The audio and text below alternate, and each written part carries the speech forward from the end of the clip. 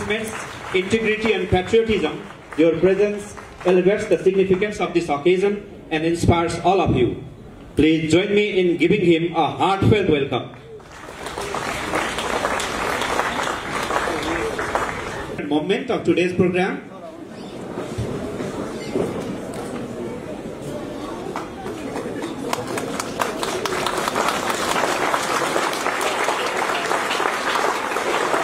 Thank you very much, dignitaries. Marks for impact and persuasiveness. Altogether, 100 marks. Contestants should exhibit professionalism and follow stage etiquettes.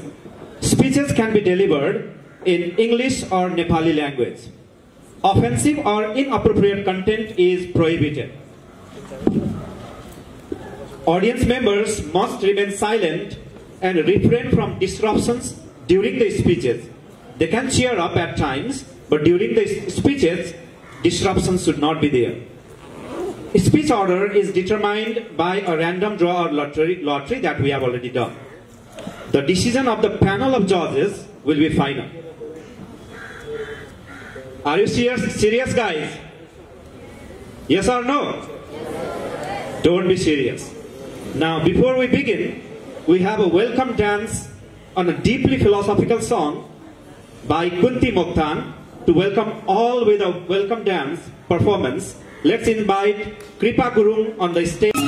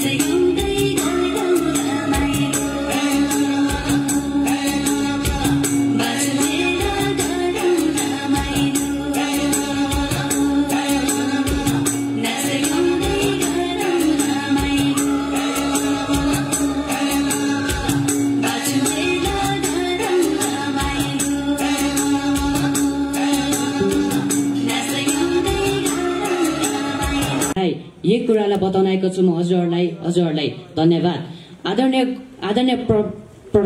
आदरणीय सभाध्यक्ष, प्रमुख अतिथि, विशेष अतिथि, यहाँ उपस्थित हुनुभएका सबै महानुभावहरू, मेरा प्रतिस्पर्धी साथीहरू र अन्य अप्रतिस्पर्धी साथीहरू मध्ये म सामेल पन्त हजुरहरूको सामु यहाँ उभिँदा मलाई धेरै गौरवशाली लागेको छ र म यस विद्यालयमा आएको अस्मिता अङ्ग्रेजी विद्यालयबाट यस सभामा उभिन पाउँदा आफूलाई एकदम रोचक लागिरहेको छ र मेरो आजको विषय रहेको छ नेपालमा कृत्रिम बौद्धिकताको अवसर र चुनौतीहरू र मेरो शीर्षक भन्दै गर्दा म आफ्नो भनाइ राख्न प्रस्तुत गर्नुभन्दा अगाडि निर्णायक मण्डलसँग अनुमति लिन चाहन्छु। धन्यवाद। सुरुमा त कृत्रिम बौद्धिकता भन्नाले तपाईहरु र मैले के बुझ्छौ त? कृत्रिम बौद्धिकता भन्नाले मानिस जस्तै सोच्ने, विचार गर्ने, निर्णय गर्ने र समस्याको समाधान गर्ने एउटा साधन हो। र अहिले तपाईहरु आफै सोच्नुस् न, अहिलेको जुन 21औं शताब्दीमा हेर्ने भने यो कृत्रिम बौद्धिकताले ठूलो भन्दा ठूलो समस्याहरू पनि निर्माण गर्न सक्छ। पहिलाको युगको उदाहरण दिने भने पहिलाको युगमा मानिसहरूले कति किताबहरू पढ्ने, कति अध्ययन गर्ने, त्यहाँबाट प्रश्नको उत्तर नपाई खोज्ने, समयको बचत गर्न अलि गाह्रो हुने तरिकाको समस्या हुनाले, तर अहिलेको युगमा हेर्ने भने मानिसहरूले सजिलैसँग त्यो उत्तर प्राप्त गर्न सक्छन्। अहिलेको समयमा केही पनि कृत्रिम बौद्धिकताको सँग गाह्रो भएको छैन। र यस्तो अचम्मको साधन बनाउने मान्छे चाहिँ को होलान् र? उनी हुन् जोन एमसी कार्थी र एलेन ट्युर्नेर। उनीहरूले चाहिँ 1955 मा अमेरिका भन्ने राष्ट्रमा मिलेर बनाएको यो कृत्रिम बौद्धिकता अहिले विश्वभरमा चर्चित र चमत्कारको रूपमा लिने गरिन्छ। र अहिलेको सम्भावनामा हेर्यो भने यसले हाम्रो सम्भावनाको नयाँ ढोकानी खोलिसकेको छ। यसको महत्त्वको बारेमा कुरा गर्ने भने यसको महत्त्वहरू पनि निकै छन्। जस्तै यसले हाम्रो जीवनशैलीलाई बदलिदिएर राखिदिएको छ।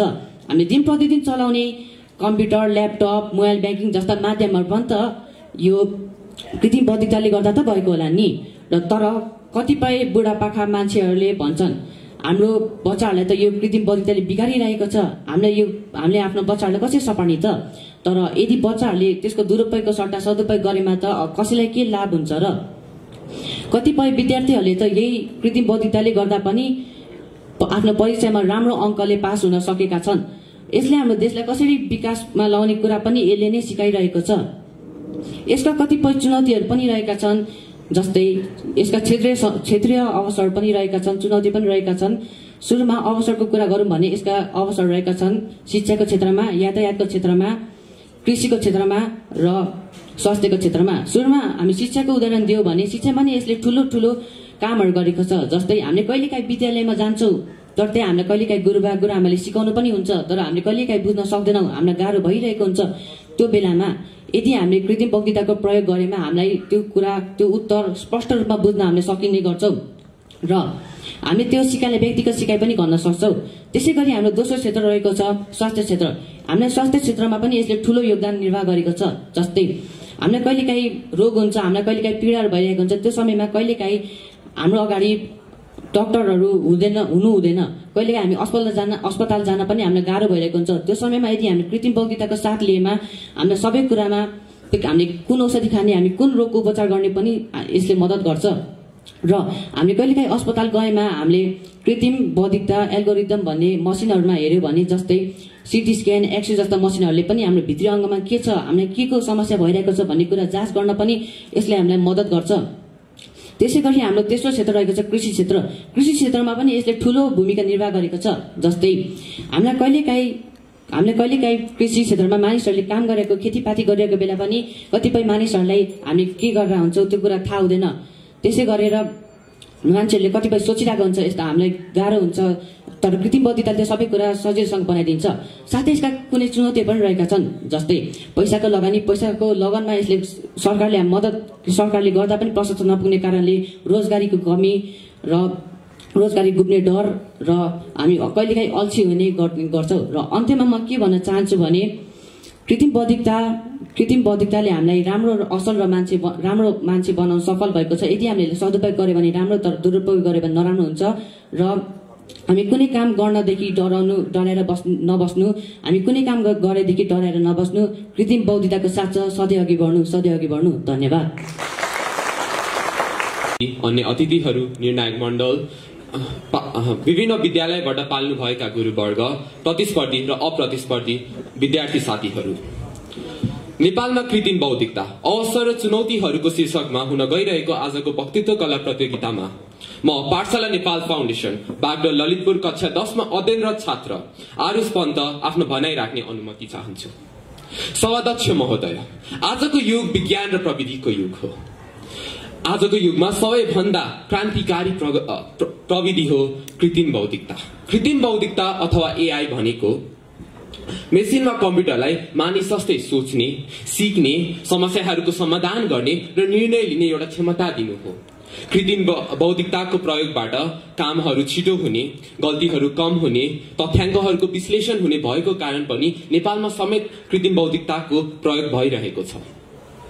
एआई को प्रयोगबाट समयको बचत हुने, कम समयमा धेरै कामहरू सम्पन्न हुने भएकोले नेपालमा कृषि, स्वास्थ्य, शिक्षा लगायतका अन्य क्षेत्रहरूमा कृत्रिम बौद्धिकताको प्रयोग भइरहेको छ। नेपालमा कृत्रिम बौद्धिकताका अवसरहरू बहुआयामिक र विशाल छन्। सर्वप्रथम त शिक्षामा क्रान्ति। एआई आधारित शैक्षिक प्लेटफर्महरूले विद्यार्थीहरूको आवश्यकता, क्षमता र कमी कमजोरीहरूको आधारमा उनीहरूलाई पढाउन सक्छन्। यसले गर्दा समयको पनि बचत हुन्छ र विद्यार्थीहरूले पनि राम्ररी बुझ्न सक्छन्। हामी जस्ता विद्यार्थीहरूले हाम्रो जिज्ञासा एआईलाई सोधेर हामीले उत्तर छिटै पाउँछौं अनि हामीले बुझ्छौं पनि। शिक्षकहरूले पनि एआई को प्रयोगबाट शैक्षिक सामग्रीहरू तयार पार्न सक्छन्। दोस्रो भनेको स्वास्थ्य सेवामा सुधार।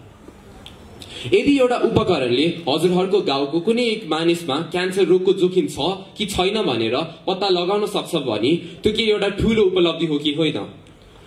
एआईले रोगहरूको सठिक निदान गर्न, दुर्गम क्षेत्रमा टेलिमेडिसिनको सेवा पुर्याउन र उपचार योजनालाई अझै व्यक्ति केन्द्रित पार्न मद्दत गर्छ।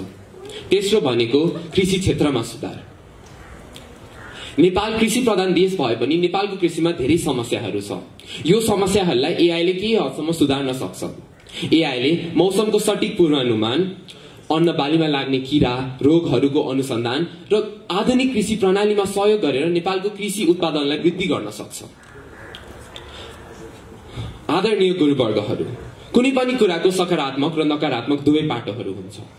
सिक्काको दुई पाटो चाहिँ एआई को प्रयोग पनि नेपालको सन्दर्भमा अवसरको साथै चुनौतीहरू पनि रहेको छ। आजकलका धेरै विद्यार्थीहरूले एआई को प्रयोग गरेर गृह कार्य र आफ्नो परियोजना कार्य गरिरहेका हुन्छन्। एआईले 5 देखि 10 सेकेन्ड भित्र एउटा उत्कृष्ट उत्तर तयार पारिदिन्छ र विद्यार्थीहरूले त्यो हुबहु सार्छन्। यदि एआईले नै सबै काम गर्ने हो भने हामीले हाम्रो बुद्धि कहाँ प्रयोग गर्ने? हामीले हाम्रो सृजनात्मक सिप कहाँ प्रयोग गर्ने? यस्तै हो भने कुनै न कुनै दिन हाम्रो मौलिकता हराउने छ। त्यसै गरी अहिले धेरै मानिसहरूले एआई को नकारात्मक प्रयोग पनि गरिरहेका छन्। उनीहरूले अरूको अनुहार र आवाज प्रयोग गरेर दुष्प्रचार फैलाउन खोजिरहेका छन्। हालैको जेनजी आन्दोलनमा पनि कति नेताहरूले, कति अन्य व्यक्तिहरूले यस्तो एआई को नकारात्मक प्रयोग गरेर दुष्प्रचार फैलाउन खोजेका थिए। साथै कति नेताहरूले आफ्नो गल्ती पन्छाउनको लागि एआई माथि दोष पनि लगाएका थिए।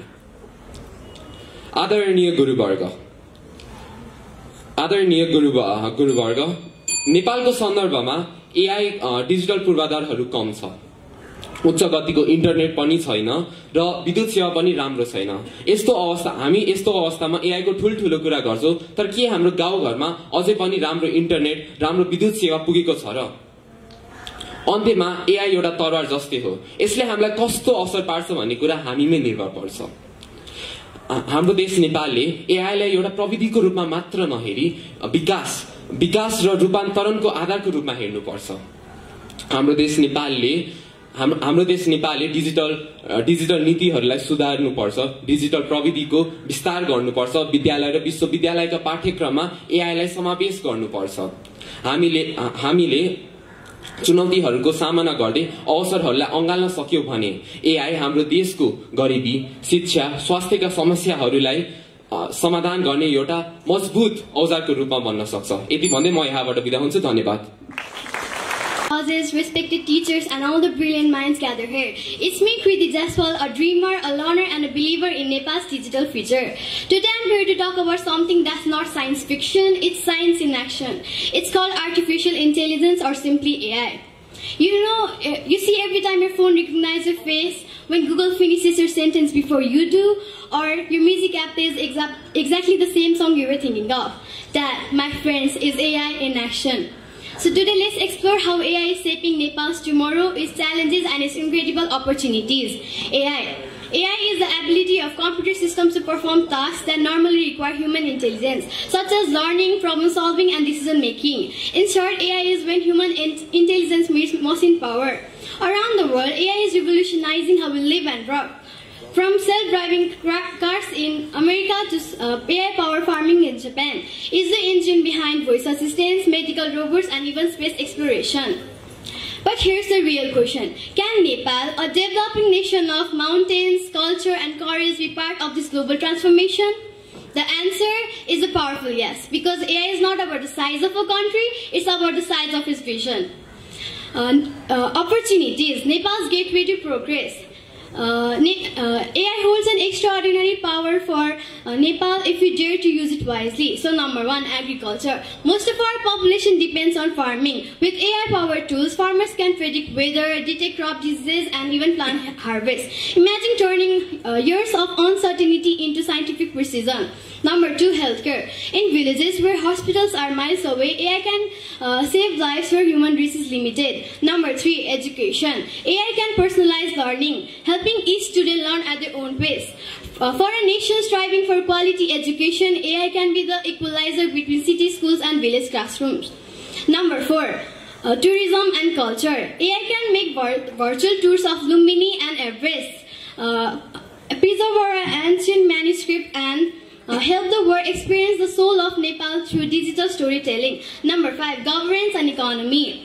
From managing traffic in Kathmandu to analyzing corruption patterns, AI can make governance more transparent, efficient, and accountable. And through AI-driven startups, Nepal's youth can create jobs, not just seek them. But let's be honest, the road to progress is never smooth. So the challenge is the road ahead. Number one, lack of infrastructure. Our infrastructure is still growing. Many areas still lack reliable electricity and internet, which are both essential for AI development. Number two, shortage of skilled professionals. We have a passionate youth but a limited access to advanced AI education and research facilities. Without expertise, we risk staying dependent on foreign technology. Number three, policy and funding gaps. Nepal needs a clear national AI strategy, one that balances innovation with ethics and data privacy. Number four, social and ethical concerns. People worry that AI will take away jobs or misuse personal information. But the truth is, AI won't replace humans, it will replace tasks. It will free us to think more, create more, and achieve more. The call to action. So what must we, as proud Nepalese, do? We must learn, innovate, and lead. We must learn, innovate, and lead. Our government must invest in digital infrastructure and craft responsible AI policies. The universities must produce data scientists, AI engineers, and thinkers. Private sectors must invest in innovation with data privacy and ethics. The private sector must also start local AI startups. And we, the youth, must prepare not just to use AI but to create it. Because the future doesn't belong to those who build, it belongs to those who watch. Because the future doesn't belong to those who watch, it belongs to those who build. Now at last, I want all of you to remember that AI won't replace humans, but those who use AI will replace those who don't. So let's make AI not just a buzzword here, let's make AI a bridge between our dreams and destiny. Thank you. Honorable panel of judges, respected teachers, fellow contestants, and all present here today. I am Simran Tamang, a grade 7 student studying at Adarsha Vidya Mandir School. It is with great honor to be here in front of you all to deliver a speech on a topic that is already shaping our futures. AI in Nepal, opportunities and challenges. Allow me to ask you a quick question before I get started. How many of you all have used ChatGPT before to finish your homework? Or TurboLearn to prepare for exams?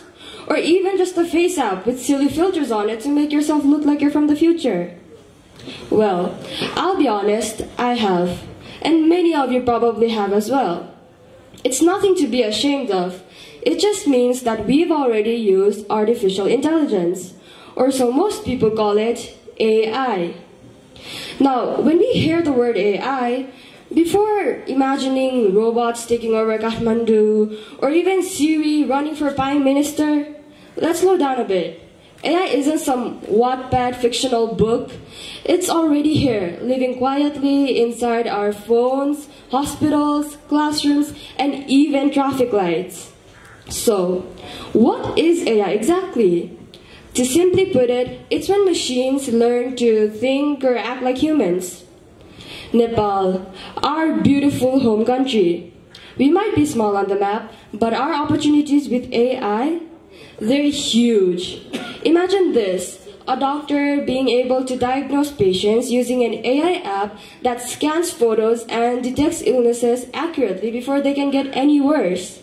Or AI drones being able to deliver medicine to remote villages where the roads are unsustainable. AI helps us become faster,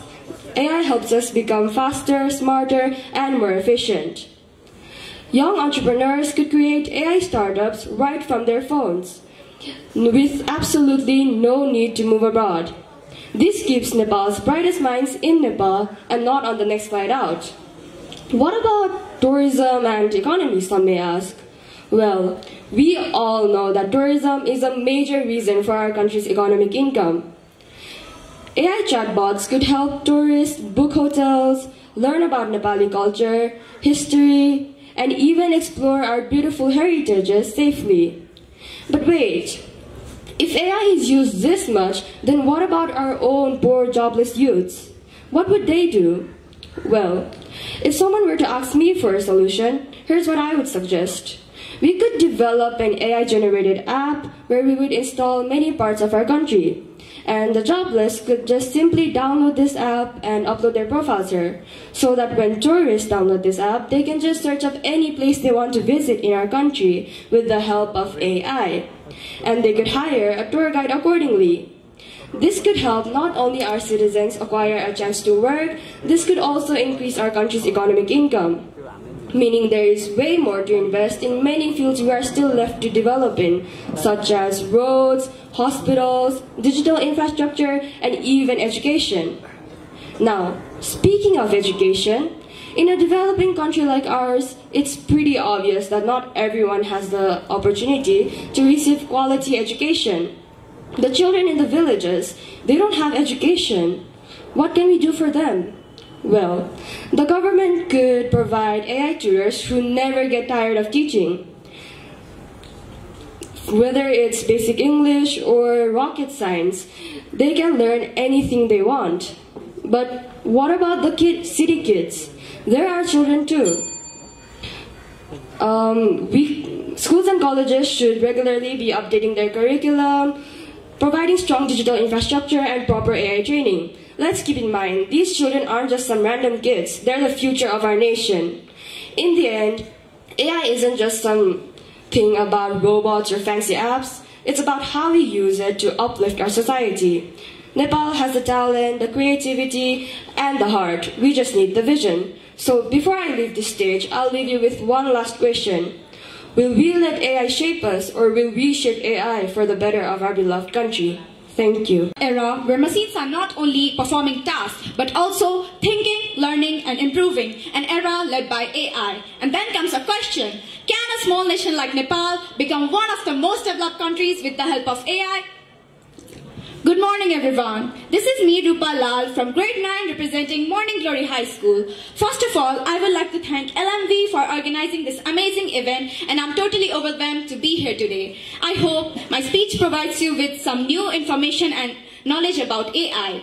So, AI is when machines learn how to think and act like humans, recognizing faces, understanding speech, or even creating arts. AI stands for Artificial Intelligence. It is created by humans to help humans. We all know that AI is reshaping industries, education, etc. all across the world, and it is the same for Nepal.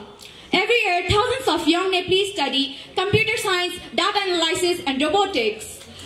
Nepali companies like Fuse Machine and Pilot Technology are using AI in customer service, like the Gundhu robot used in the banks. AI is also showing its contribution in the field of finance with digital banking. We now use AI for customer recognition in ATM machines. AI chatbots now help Nepali public with online queries. With the development of AI in Nepal, many opportunities to develop the country comes to life. Do you know what supports Nepal's economy the most? Agriculture. Nepal is a country rich in agriculture. Since agriculture is the backbone of our economy, AI can help predict weather, detect crop diseases, and suggest the best planting times, helping our farmers increase productivity and reduce loss. In countries like Japan and Israel, they use AI to monitor crop yield and improve soil health. If Nepal applies similar technology, we can support our farmers who bring food to our plates. AI provides information about different diseases affecting people. In countries like India and China, they use AI to detect diseases like tuberculosis and cancer faster. If Nepal applies similar technology, we can save the life of hundreds and thousands of Nepali people. We all know that tourism is one of the most important sectors for Nepal's economy. AI can transform this sector, making it smarter, more efficient, and more welcoming for both domestic and international visitors. AI assistants can guide tourists 24/7, offering information about destinations, routes, hotels, weather, etc. in multiple languages. If Nepal invests in AI-based tourism, Nepal can become a smart travel destination for the whole world. In a country like Nepal, where mountains, rivers, and climate vary greatly, AI can help in mapping, disaster management, sustainable development, etc. In education field, AI can provide the information of the whole world. Though AI can never replace a physical teacher, AI assistants can still help clear doubts for students more efficiently. AI in a country like Nepal brings a lot more pros, and 5 minutes are definitely not enough to mention them all. But along with the opportunities, AI brings a lot more challenges for a small nation like Nepal. Do you know what is the biggest challenge that we face? It's corruption. Corruption still remains one of the biggest challenges that we face. Some examples of corruption in AI are the misuse of funds and resources, data manipulation, lack of transparent policies, etc. Another problem for AI in Nepal is brain drain. Many talented Nepali youths often leave the country because they don't get fair chances in the country, resulting in the shortage of professionals in AI. Sadly, our infrastructure like research facility and internet access is still weak, and many schools and colleges don't yet offer modern technology education. And again, what about privacy? What about data misuse? And what about job loss? AI...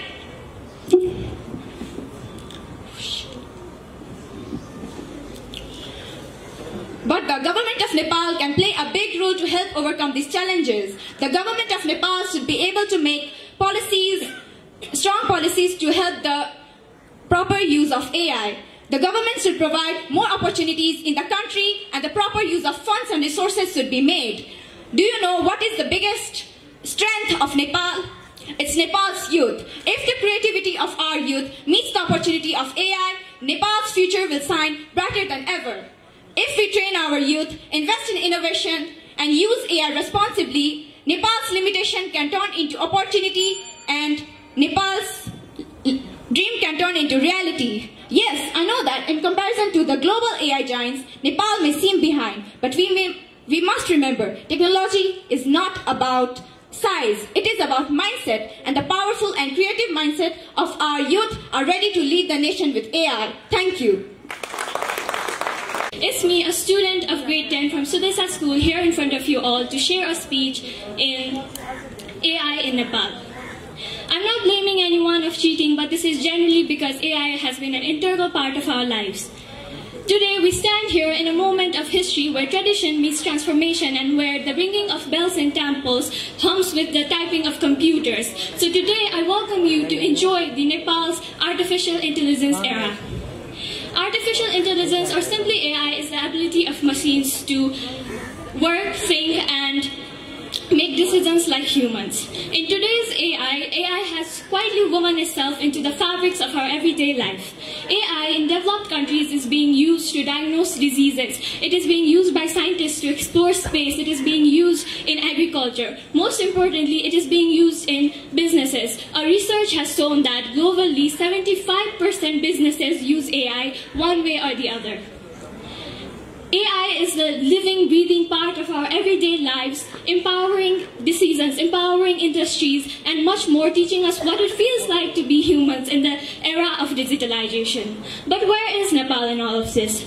As our ancestors once said, Gyan Nai Sakti Ho. Education is power, and today AI speaks the same mantra but in the language of algorithms and databases.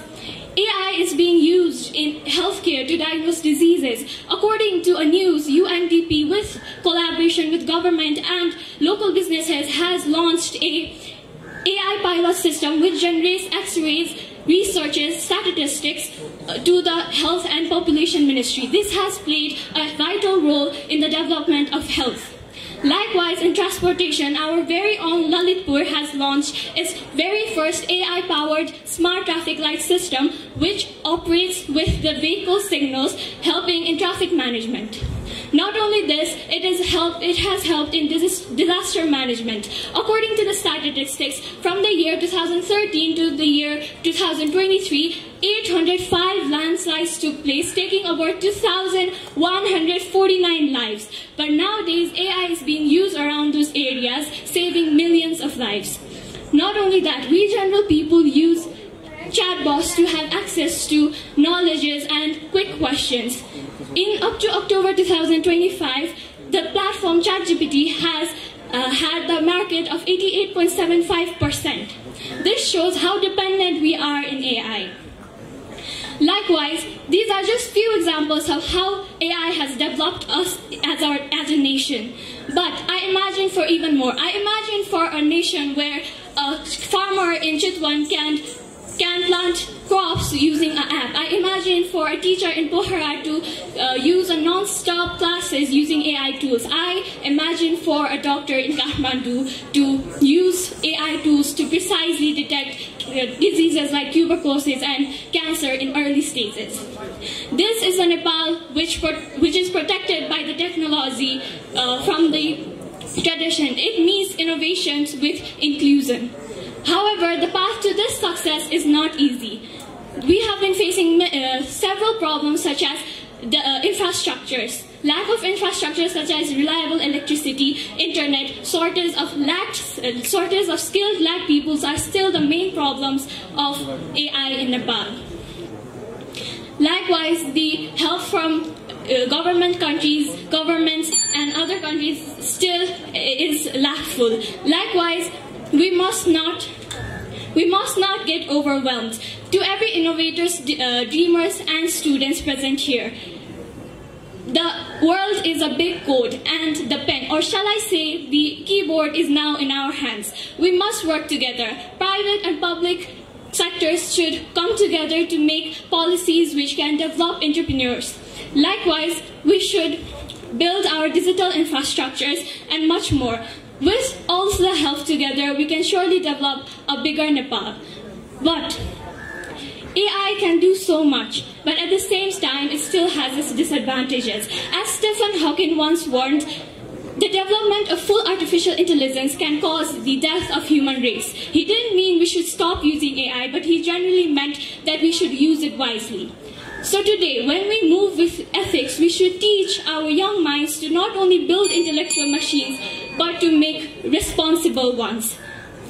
Let's provide an environment where AI serves humanity and not the other way around. Thank you, everyone. The teachers, all the audience, my dear friends and participants from different schools. My name is Subiksha Bajgai. Good afternoon and warm greetings to you all. I am a student of Moonlight Secondary School located at Satobato, Lalitpur, studying in grade 9. Today, I am going to be speaking about the topic that is changing and transforming the entire world, artificial intelligence, also known as AI. Let me begin by explaining what artificial intelligence really means. Artificial intelligence is a branch of computer science that focuses on creating machines and software that can learn, think, solve problems, and can act like human beings. It allows computers to analyze information, recognize patterns, understand speech, make decisions, and even improve themselves through the experience. The term artificial intelligence was first used in 1950s by John McCarthy, an American computer scientist.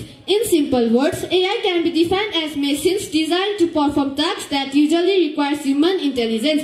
AI can be seen all around us. When you use fake recognition to unlock your phone, when YouTube recommends the videos you may like, is the example of AI. As using AI, there are many benefits and challenges of it. So first, let's talk about benefits of AI. AI is helping human beings in almost everything. In healthcare, AI helps doctors detect diseases and heart problems more accurately and faster than human beings. In education, AI supports students through many study apps, online classes, and personalized lessons that fit each student's ability. In agriculture, AI also helps farmers predict the weather and know about the diseases in the foods or many vegetables. Even in transportation, AI is used to manage traffic, manage traffic and self-designed driving cars. However, along with many advantages, there are some serious challenges that AI brings to us. The first big challenge is unemployment. As AI-powered machines to take over many jobs, many workers may lose their employment, especially in factories or customer service area. The second challenge is privacy and data security. Since AI collects large amount of personal information, there is always a risk that it might be stolen or misused. Another concern is ethical problems. The AI has no feelings, no emotions or moral sense.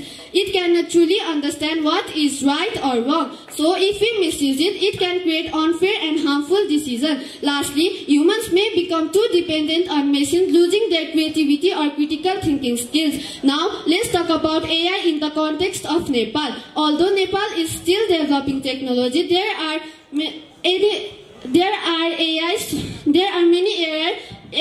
areas which use AIs for their use. Like some banks use AI-based chatbots for customer service. Educational institutions are introducing students to robotics and computer science. The young innovators are using AI for some useful projects like detecting plant diseases, analyzing traffic, and predicting weather to help farmers. But Nepal also faces big challenges in this field, like many schools are still not teaching students about the AI or data science. To make real progress, Nepal must invest more in digital science, research and infrastructure. But as we have a long list of contestants, we cannot spend so much time on these activities because there is a long list of competitions. So the next contestant number 8 in today's speech contest is Yogita Tamang from Tamang from Namuna Machendra Madhyamik Vidyalaya. Digital मिलो तर ध्यान दियो प्रयोग साँचो होस् मानव भावना कहिले नहरोस् अवसर धेरै चुनौती पनि छ यहीसँगै नेपाल अघि बढ्दैछ धन्यवाद कार्यक्रम सञ्चालकज्यू यस कार्यक्रमको सभाध्यक्ष महोदय एउटा हातमा कपी अनि एउटा हातमा कलम लिएर निष्पक्ष निर्णय लिन बस्नुभएका निर्णायक मण्डल समय पालक गलामा विजयको हार अनि निधारमा विजयको टीका पहिरन आतुर मेरा प्रतिस्पर्धी मित्र र मलाई ताली बजे हौसला प्रदान गर्न उपस्थित आदरणीय गुरुवर्ग र मेरा प्यारा साथीहरुमा म नमुना मछिना माध्यमिक विद्यालय कक्षा 9 की छात्र योगिता तामाङको तर्फबाट स्वीकार्नुहोस् न्यानो अभिवादन। आज यहाँ नेपालमा कृत्रिम बौद्धिकता एआईको अवसर र चुनौती शीर्षकमा आफ्नो मनका तरंग पोख्न पाउँदा आफूलाई गौरवान्वित महसुस गरेकी छु। सभाध्यक्ष महोदय, म समयको समयको मध्यनजर गर्दै विषयवस्तुतर्फ प्रवेश गर्ने अनुमति चाहन्छु। कृत्रिम बौद्धिकता, जसलाई अङ्ग्रेजीमा आर्टिफिसियल इन्टेलिजेन्स भनिन्छ, यो एक यस्तो प्रविधि हो जसले मेसिनहरूलाई मानवले जस्तै सोच्ने र निर्णय लिने क्षमता प्रदान गर्दछ।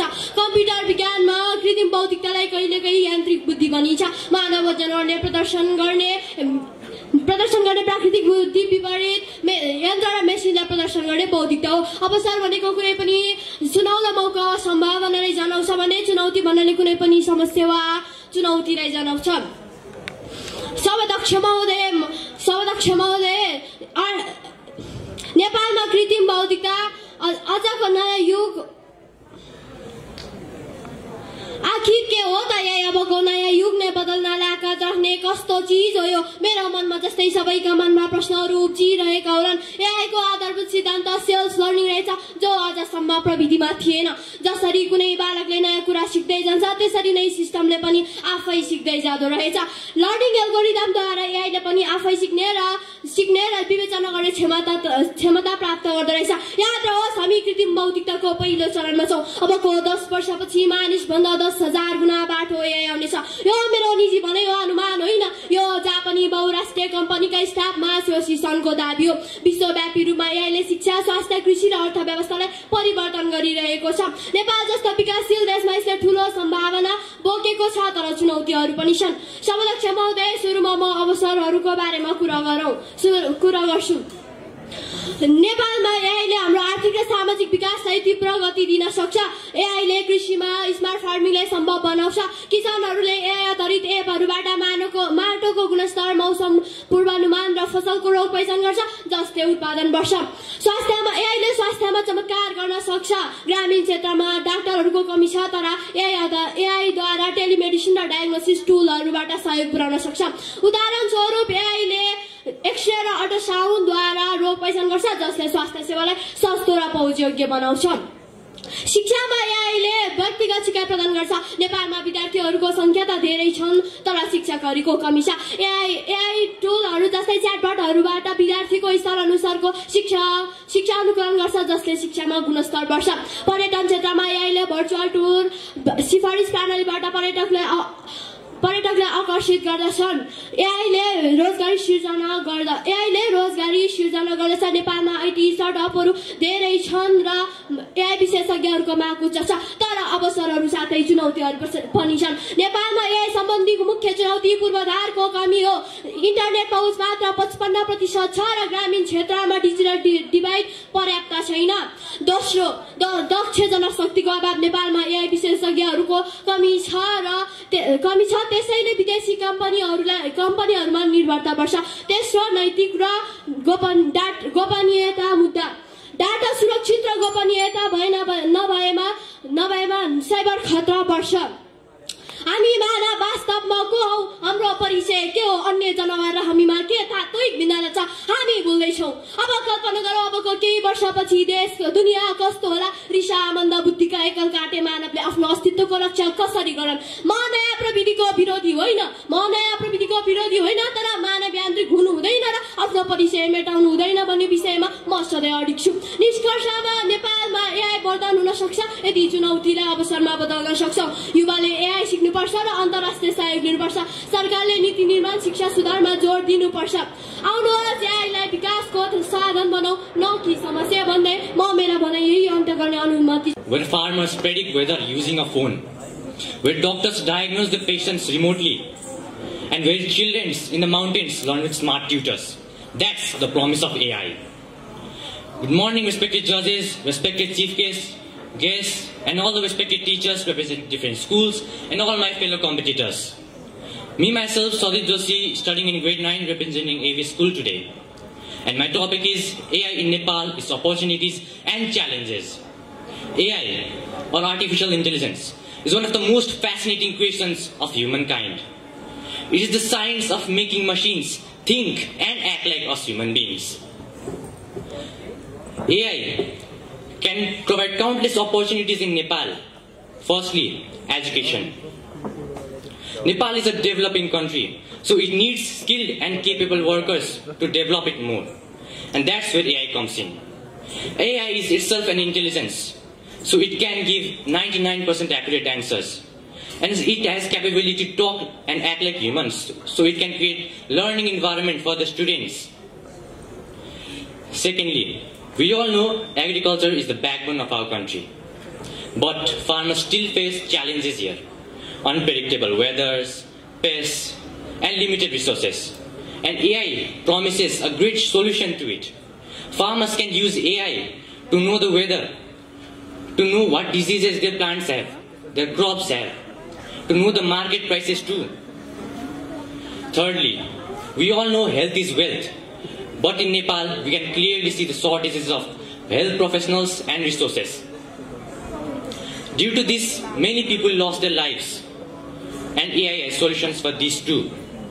Doctors can use AI to analyze X-rays, and AI can be used by the patients too, to know what medicines they should use, to know what kind of diseases they have. This could especially save many lives in a country where health resources are limited. And fourthly, we all know Nepal is a great place for tourists. So AI can be used here too. Tourists can use AI to get online tours, to know the places, to see the places where we can stay, to see where we can, to see the places. And fifthly, we all know Nepal has geographical diversity. So many natural disasters occurs in many places. Landslides, floods. These problems affect thousands of lives every year. And AI also promises a solution to it. AI can be used to see the rainfall levels, to see the river levels, to analyze the soil quality. And this can prepare the authorities for future. As a coin has two sides, AI not only has opportunities, but challenges too. Firstly, the main and the first challenge is the mentality of Nepalese people. We all think AI will replace us, replace our jobs, but that's not true. As Gary Kasparov has said, AI doesn't replace us, but the one who knows how to use AI replaces us and our jobs. So that's why in this generation, AI is so important that we should learn it. Secondly, we all know that Nepal lacks infrastructure. This leads to limited access of AI. Some regions doesn't even have access to electricity and internet. So the government should be aware about this problem too. And in conclusion, AI is one of the greatest inventions of humankind, and it is in our hands how to use it and how to take it. Namaste to everyone. Honorable Chairperson, respected Chief Guest, estimated jury members, teachers, and my dear fellow participants. I am Kenjul Khatri from EMS Academy studying in grade 9, and today I am here standing in front of all of you to speak on a very important and fascinating topic, AI in Nepal, opportunities and challenges. I was told to keep my speech short, but long enough to make you all curious, but also not that long that you start feeling sleepy. So let's see how that goes. Artificial intelligence, simply known as AI, is one of the greatest inventions of human beings so far. It is an ability of machine to think, learn, act, and make decisions like human beings. In simple words, AI means giving a kind of smart brains to machines so they can solve problems, understand languages, and even drive cars. The idea of AI was started many years ago. It was first introduced in 1956 in America by an American computer scientist, John M.C. Carty.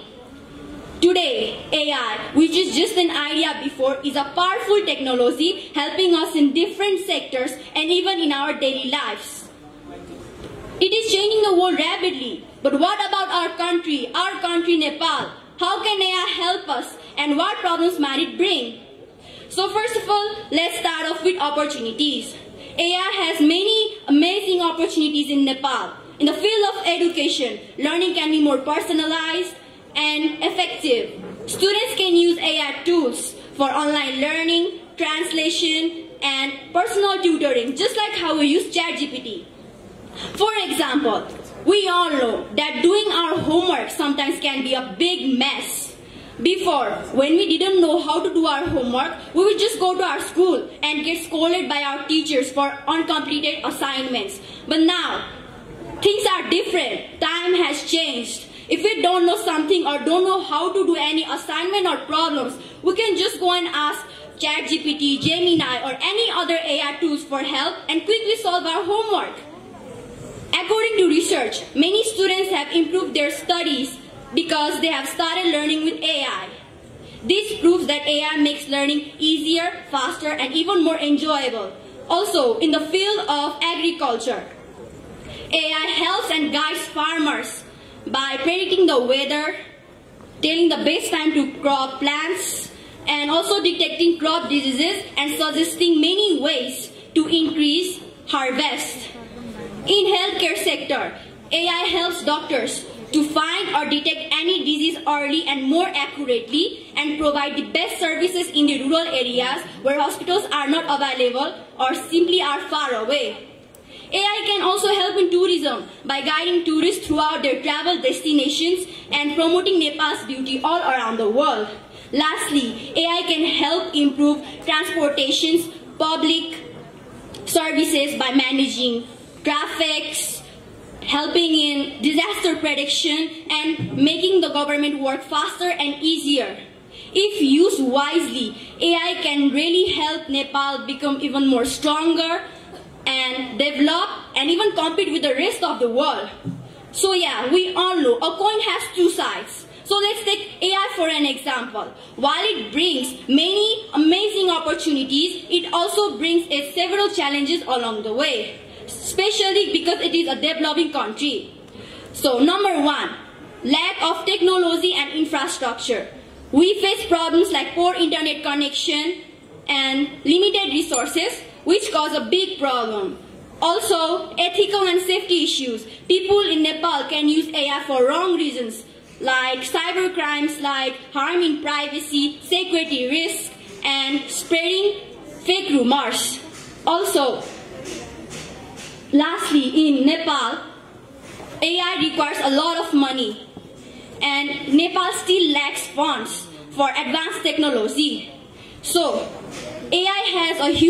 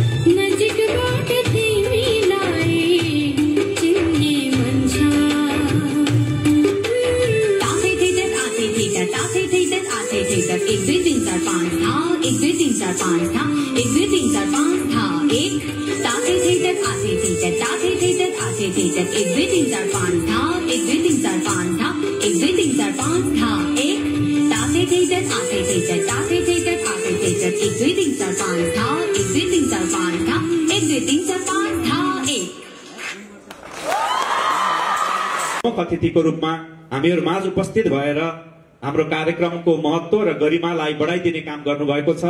उहाँप्रति म आफ्नो व्यक्तिगत तर्फदेखि, हाम्रो ललितपुर माध्यमिक विद्यालयको तर्फदेखि र सम्पूर्ण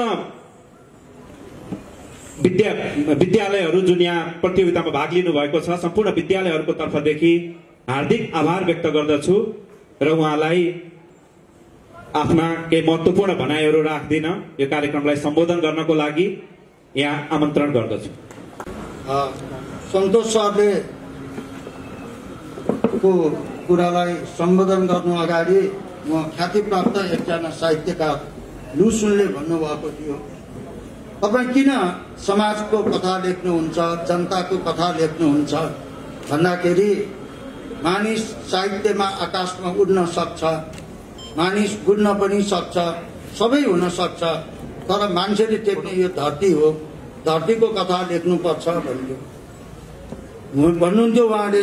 सन्तोष सरले मलाई चिया दुधमा हालेको पाउरोटी जस्तो भए नभएको ठुलो सम्मान दिएर जुन गरिदिनु हो। म साधारण नागरिक हुँ, एउटा नेपाली आमाको छोरो हुँ। म त्यो सरले भनेको जस्तो डिजर्भ गर्छु कि गर्दैन त्यो अर्को ठाउँमा हो, तर पनि सरले धेरै फुलढुङ्गा गाँसिदिनु हो। सरलाई धन्यवाद। यस कार्यक्रमका सभापतिज्यू आदरणीय गुरु डाक्टर उत्तम त्रिपाठी सर, डायसमा रहनुभएका प्यानल अफ जजेस, यस विद्यालयका प्रिन्सिपल, भाइस प्रिन्सिपल लगायत सम्पूर्ण सरहरू तथा म्याडमहरू, विभिन्न विद्यालयबाट आउनुभएका सरहरू तथा म्याडमहरू, आजका प्रतियोगी र अप्रतियोगी भाइ बहिनी, सर्वप्रथम म डाक्टर उत्तम त्रिपाठी सरलाई र ललितपुर माध्यमिक विद्यालयलाई हार्दिक आभार व्यक्त गर्न चाहन्छु। तपाईहरूले यति राम्रो, यति मिठो कार्यक्रम गरेर सिङ्गो युवा पुस्तालाई, सिङ्गो विद्यालयलाई गुण लाउनु भएको छ। र उहाँले डाक्टर उत्तम त्रिपाठी सरले मलाई पढाउनु भएको हो, म उहाँको विद्यार्थी हुँ। मैले आज यस कार्यक्रममा उहाँले प्रमुख अतिथि भनेर डाक दिँदाखेरि आफूलाई गौरवान्वित महसुस गरेको छु र सम्मानित महसुस गरेको छु। म सर लगायत मेरा आदरणीय गुरु KB Tuladhar sir, Sitaula sir लगायत सम्पूर्ण सर म्याडमहरूलाई नमन गर्न चाहन्छु र मेरा केही कुराहरू राख्न चाहन्छु। म धेरै कुराहरू अहिले राख्न गएको छैन, किनभने मैले 10 जना विद्यार्थी भाइ बहिनीहरूको प्रस्तुति सुने, एकदम ध्यानपूर्वक सुने। उहाँहरूलाई एआई को बारेमा राम्रो ज्ञान रहेछ, त्यो कुरो दोहोऱ्याउनु पर्ने कुरो छैन। एआई कहाँबाट सुरु भयो भन्ने कुरो चाहिँ म तपाईहरुसँग गर्न चाहन्छु। 1945 सम्म, सन् 1945 सम्म एउटा debate, can machine work or not भन्ने डिबेट।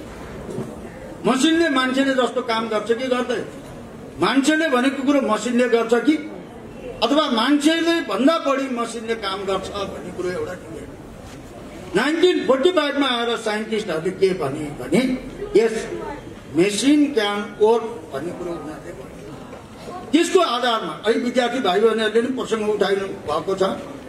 एलन ट्युरिङले 1950 मा आर्टिफिसियल इन्टेलिजेन्सको बारेमा कुरा गरे र आर्टिफिसियल इन्टेलिजेन्स भन्ने शब्द क्वाइन चाहिँ जोन म्याकर्थीले 1955 मा चाहिँ यो शब्दको क्वाइन भयो। आर्टिफिसियल इन्टेलिजेन्स के हो भन्ने म समय भित्र पाल्दिनँ। यो भन्दा अगाडिको वक्ताहरूले सबै कुरो राम्रो व्याख्या गर्नुभएको छ। तर आर्टिफिसियल इन्टेलिजेन्सको सुरुवात कहाँ भयो भने एआई बुम पिरियड भनेर भनिन्छ। 1980 देखि सुरु भयो, 1987 सम्मको पिरियडलाई आर्टिफिसियल बुम पिरियड भनिन्छ। 1987 देखि 1983 को पिरियडलाई एआई विन्टर भनिन्छ। 1993 देखि 2011 सम्मलाई एआई एजेन्ट्स भनिन्छ र एआई को राम्रो र सफलतापूर्वक प्रयोग चाहिँ 2012 सालदेखि भएको छ। साँच्चीकै एआई को प्रयोग भएको अहिले 13 वर्ष मात्रै भएको छ। तर यो 13 वर्षको पिरियडमा एआईले संसारमा तहल्का मचायो। नेपालमा मात्रै होइन, संसारमा तहल्का मचायो। किन तहल्का मचायो त भन्ने प्रश्न तपाईँ हामीमाथि हुन्छ। तहल्का मचाउनुको मेन कारण एआई कहाँ प्रयोग हुन्छ भनी धेरै भाइ बहिनीहरूले भनिसक्नुभयो। म एउटै मात्रै प्रश्न गर्छु, एआई कहाँ प्रयोग हुँदैन? कहाँ प्रयोग हुन्छ होइन कि कहाँ प्रयोग हुँदैन?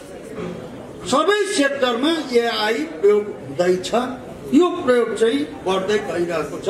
मैले यति भनेर यसमा स्किप गरेँ किन तपाईहरुले सबै क्षेत्रको बारेमा व्याख्या विश्लेषण गरिसक्नु भएको छ।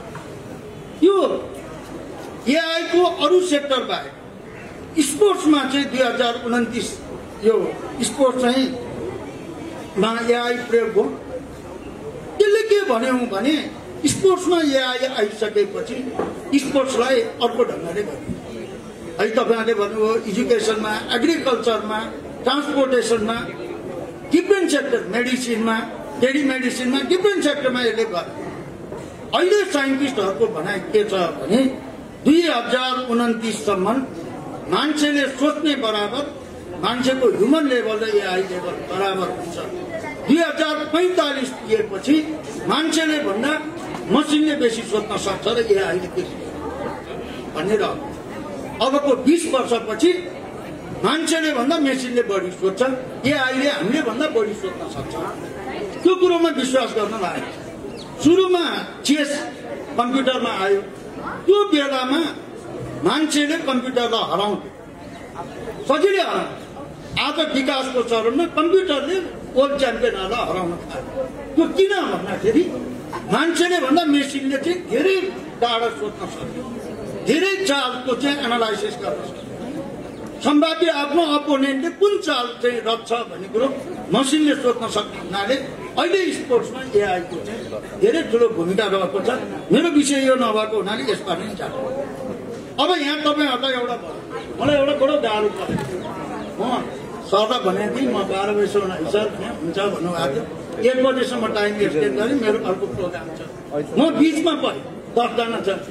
मैले केही तथ्य तथ्याङ्क तपाईँहरूलाई पेस गरौँ भने फेरि पछिल्लो 18-65 भन्ने नि मलाई लागिरह्यो। नगरौँ भने चिफ गेस्टको हिसाबले गर्नु। यदि मलाई यो प्यानल अफ जजेसबाट अनुमति छ भने म केही कुरो राख्न चाहन्छु। अहिले आइटीको मार्केट सन् 2024मा $184 बिलियन को बजार छ। $184 बिलियन। 2030 सम्म के एक्सपेक्ट गरेको छ भने 826.7 बिलियन हुन्छ भनेर गरेको। आईटी सेक्टरको annual growth rate world wide रूपमा 28.46% छ। सबभन्दा ठुलो बजार अमेरिका। अमेरिकामा करिब 50% चाहिँ यसको मार्केट अमेरिकाको छ। अमेरिकाको पनि सिलिकन भ्याली हो। तपाईँहरूले सिलिकन भ्याली भन्ने सुन्नु भएको छ, क्यालिफोर्निया भन्ने छ, जहाँ चाहिँ एआईको इपी सेन्टर हो, जसमा फेसबुक छ, गुगल छ, एप्पल छ, माइक्रोसफ्ट जस्ता कम्पनी छ, एमआईटी जस्ता युनिभर्सिटी छ, स्ट्यानफोर्ड युनिभर्सिटी छ, बर्कले युनिभर्सिटी छ, युनिभर्सिटी अफ क्यालिफोर्निया छ। त्यो सेक्टर चाहिँ एआईको इपी सेन्टर रहेको कुरा म यहाँलाई जानकारी दिन चाहन्छु। युएसले एआईमा $62.5 बिलियन चाहिँ इन्भेस्टमेन्ट गर्यो र यो इन्भेस्टमेन्ट युएस पछाडिको दोस्रो देश चाइना हो, जसले $7.3 बिलियन मात्रै इन्भेस्टमेन्ट गरेको छ। तेस्रो इन्भेस्टमेन्ट हाम्रो छिमेकी भारतले गरेको छ।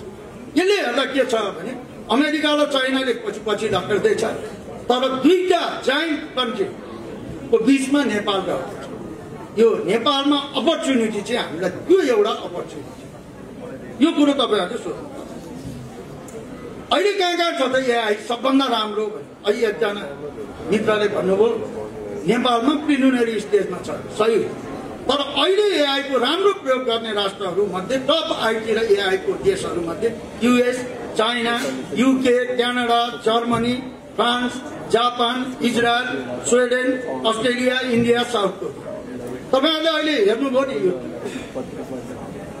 रुस र युक्रेनको बिचमा युद्ध भयो, एआई प्रयोग भएको छ। तपाईँहरूले अहिले हेर्नुभयो इजरायल र हमास बिचको युद्ध छ, एआई प्रयोग भएको छ।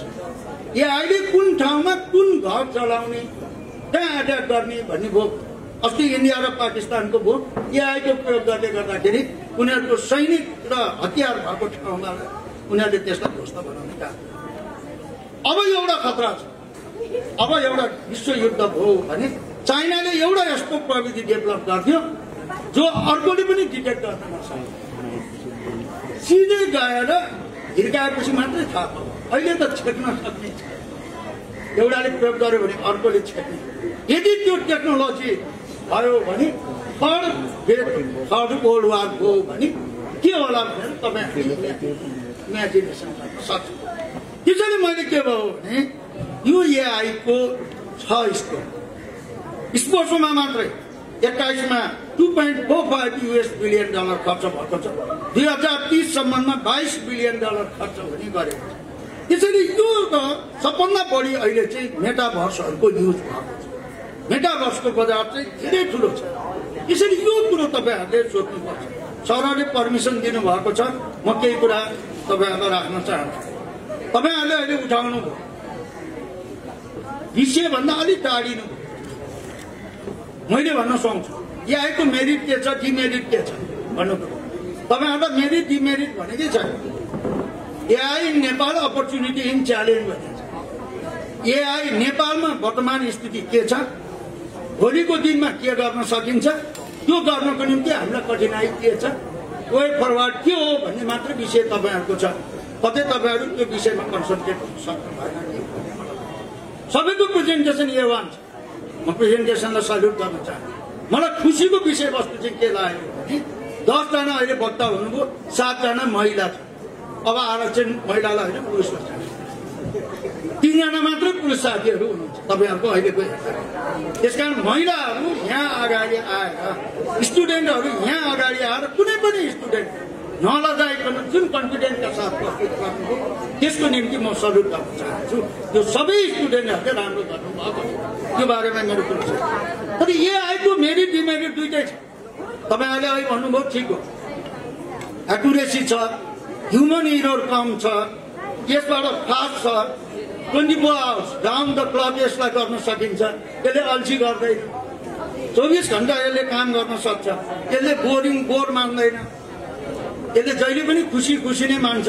अहिले एउटा बहिनीले कुन्ती मोक्तानको डान्समा गीतमा डान्स गर्नुभयो, कृपाको बाँचुन्जेल गरौँ रमाइलो भनेर उहाँले भन्नु। यसले रमाइलो मात्रै गर्छ, यो नरमाइलो गर्दैन, यो रिसाउँदैन।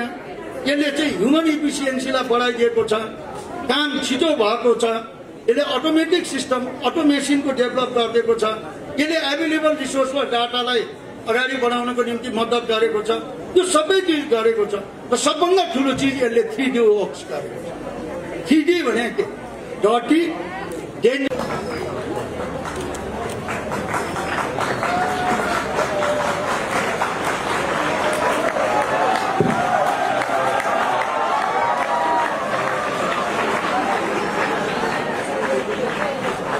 Thank you very much. We are truly grateful to you for your gracious presence in this important event. Now